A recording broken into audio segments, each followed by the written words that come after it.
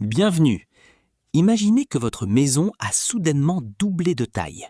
Il y a maintenant une partie invisible, le monde numérique, où vos lettres sont devenues des emails et vos coffres des comptes en ligne.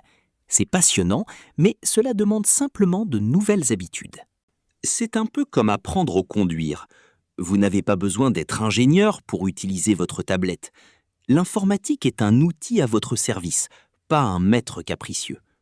Concrètement, nous allons apprendre le code de la route numérique. Est-ce que fermer vos volets le soir vous semble être une corvée? Non, c'est ce qui vous offre la paix de l'esprit.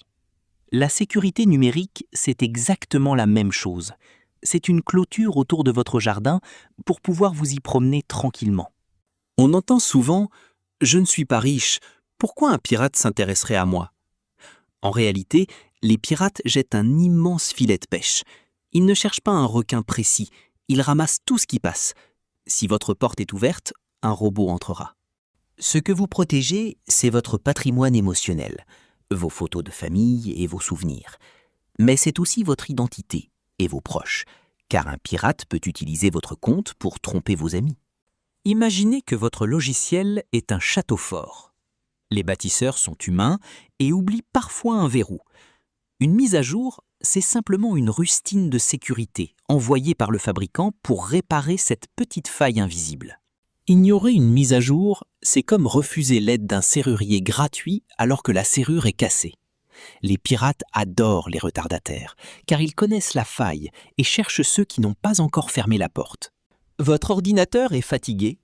Avant de le jeter, essayez Linux. C'est un peu comme refaire toute la décoration intérieure d'une maison dont les murs sont encore solides. C'est gratuit, très rapide et beaucoup plus sécurisé par nature. On nous a appris à créer des mots de passe compliqués, comme « Soleil 2024 ». C'est une erreur. Ces codes sont épuisants pour notre mémoire, mais un robot n'a besoin que de quelques secondes pour les casser. La solution? La phrase secrète.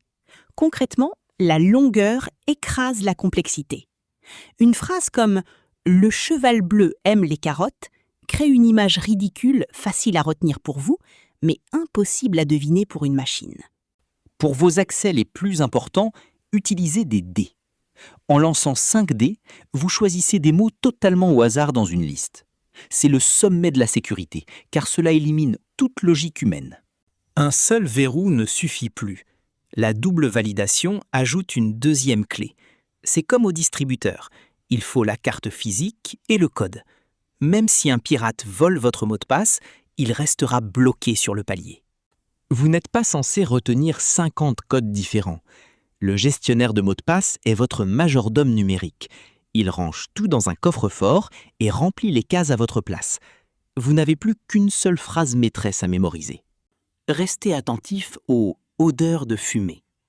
Un mot de passe qui ne fonctionne plus subitement ou un message étrange d'un proche demandant de l'argent sont des signaux d'alarme clairs. Ne paniquez pas. Agissez. En cas de doute, appliquez la méthode LIAR.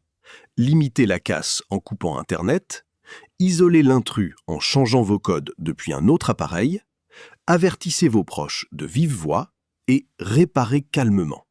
Vous êtes désormais le capitaine de votre navire.